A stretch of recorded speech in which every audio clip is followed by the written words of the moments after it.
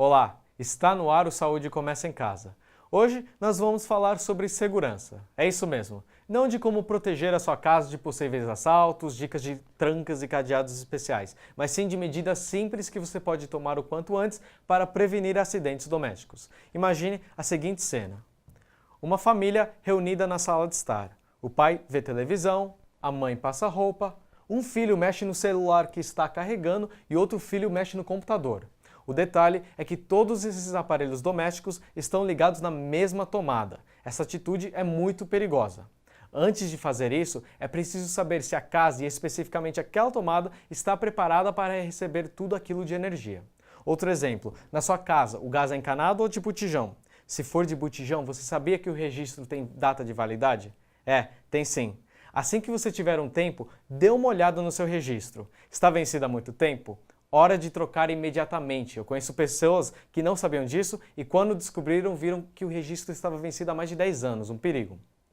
São detalhes como esses que fazem toda a diferença na segurança da nossa casa. E você, toma cuidados na sua residência?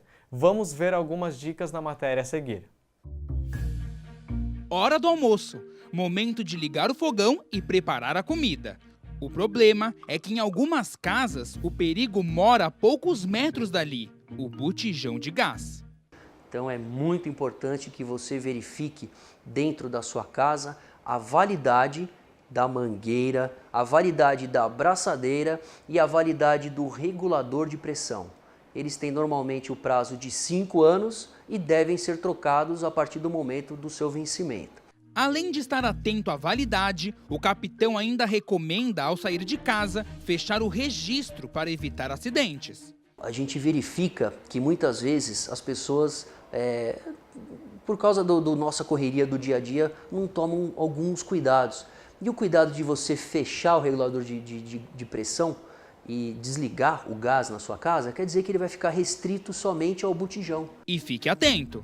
Se você estiver sentindo cheiro de gás na sua casa, toma cuidado, porque não é normal. Não é normal você sentir um mínimo cheiro de gás. Então a maioria dos casos de vazamento de gás, eles não causam explosão. Mas é preciso chamar o corpo de bombeiros para que a gente vá ao local, fazer uma avaliação, fazer uma ventilação, para que a gente possa ali deixar o local em segurança. A psicóloga Daniela mora em uma casa em que o gás não é encanado. Por isso, ela redobra a atenção. Quando os rapazes vêm trocar o botijão, e se tem algum problema, eles me avisam. Olha, precisa trocar mangueira, precisa trocar determinada coisa, então... Outra situação que pode comprometer a segurança domiciliar é a sobrecarga de energia. TV, videogame, celular, home theater, tudo na mesma tomada. Será que a fiação da residência está preparada para essa situação? A casa às vezes dá um sinal que as coisas não estão bem e você percebe uma queda da tensão, principalmente na luz. Ou se não, o próprio desligamento automático através dos disjuntores. E a gente não pode ter diversos equipamentos ligados na mesma tomada, porque pode ter uma sobrecarga, o fio esquenta tanto que ele derrete e acaba encostando um no outro, causando um curto-circuito. Esses cuidados em casa precisam ser ainda mais especiais com os pequenos. Segundo a Sociedade Brasileira de Pediatria, mais de 5.000 crianças morrem todos os anos vítimas de acidentes domésticos aqui no Brasil. Aqui na casa da Daniela, a segurança foi reforçada quando a família ganhou há 2 anos mais uma integrante, a Heloísa. Segurança sim, assim, portãozinho, né, adequado para não subir para a escada. Em algumas tomadas que ela tinha acesso, então colocar aquele suporte. E para evitar problemas em casa, aqui vão algumas dicas. Ao mexer com eletricidade, desligue o quadro de luz. Se não souber fazer o serviço, chame um profissional. Não se arrisque. Quando for construir ou reformar, mantenha a distância de 3 metros da rede elétrica e não avance a construção para a calçada. Cuidado com obras de 2 ou 3 pavimentos, que ficam mais próximas dos fios elétricos. Na hora de instalar antenas, observe se o tempo está bom e sempre fique longe da fiação. E não faça ligações clandestinas. Furtar energia é muito perigoso. além de ser crime, provoca acidentes graves e até mortes. Não deixe as crianças brincarem com fósforos e isqueiros e mantenha produtos inflamáveis guardados, longe de acesso dos pequenos. O mesmo vale para produtos de limpeza, remédios e objetos cortantes. É recomendada a instalação de grades de segurança e corrimão em escadas, além de redes de proteção em janelas de sobrados e apartamentos. Assim como a Daniela, vede todas as tomadas para a proteção das crianças. Não compre ou ofereça brinquedos muito pequenos e sem estarem na faixa etária. Os cabos das panelas devem estar sempre virados para dentro do fogão. Nunca ajuste a temperatura do chuveiro enquanto ele estiver ligado. Ao fazer a limpeza da casa, utilize luvas e botas adequadas e antiderrapantes. Não use notebooks ou outros tipos de computadores portáteis sobre camas ou sofás. Isso provoca superaquecimento. Para qualquer emergência, ligue no 193 dos bombeiros ou no 192 do SAMU.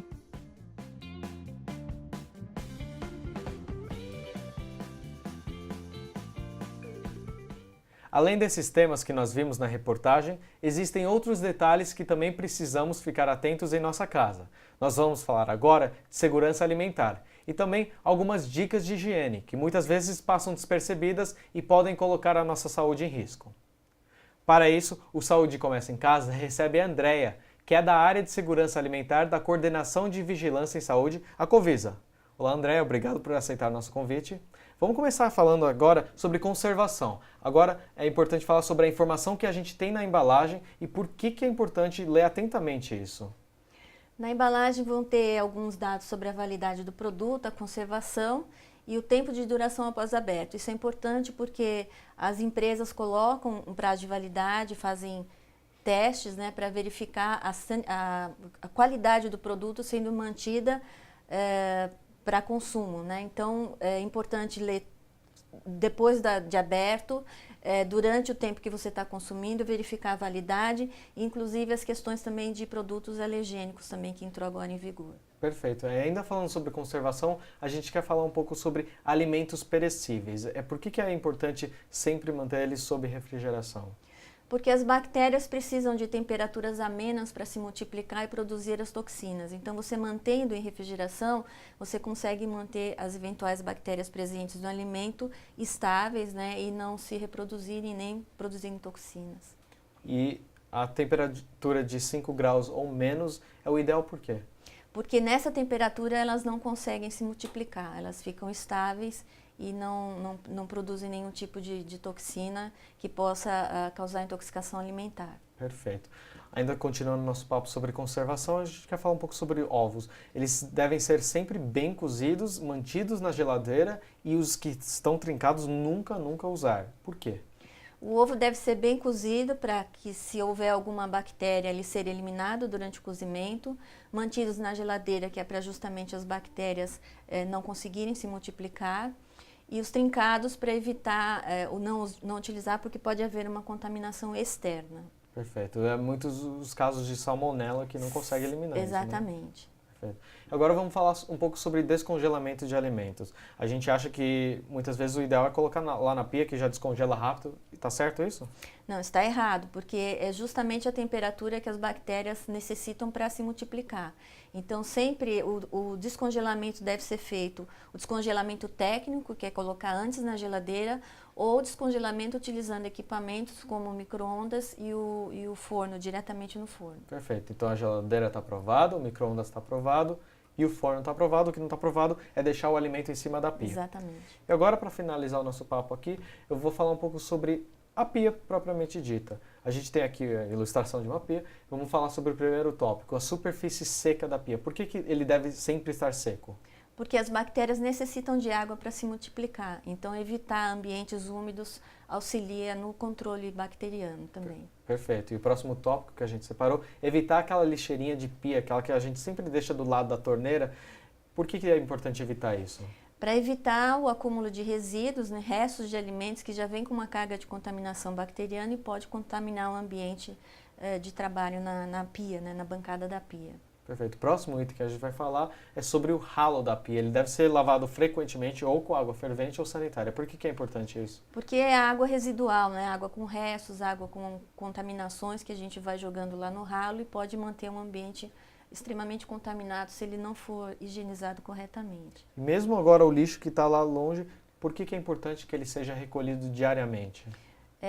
Para evitar, por exemplo, acesso de pragas, né, de moscas, de baratas, e também porque nesse recipiente existem alimentos que começam um processo de deterioração. Isso também pode trazer uma contaminação do ambiente de trabalho. E para finalizar o nosso papo sobre a pia aqui, o último item, panos de prato e esponjas, sempre limpos e secos, sem deixar nenhum tipo de resíduo em cima. Por quê? Porque são esses que vão em contato direto com os utensílios, que vão receber os alimentos prontos para consumo. Então, evitar também uma contaminação cruzada. André, muito obrigado pela sua presença aqui no nosso programa e respondendo as nossas dúvidas aqui. Hoje, nós aprendemos muitas coisas aqui no Saúde Começa em Casa. Cuidados do dia a dia que muitas vezes passam despercebidos, mas que podem comprometer a nossa segurança e a nossa saúde. Se você gostou, compartilhe esse programa com seus amigos e familiares. Quanto mais gente ficar sabendo dessas dicas, melhor. Aproveite também para se inscrever aqui no canal da Rede São Paulo Saudável e assistir a outros vídeos. Um forte abraço para você. Tchau, tchau.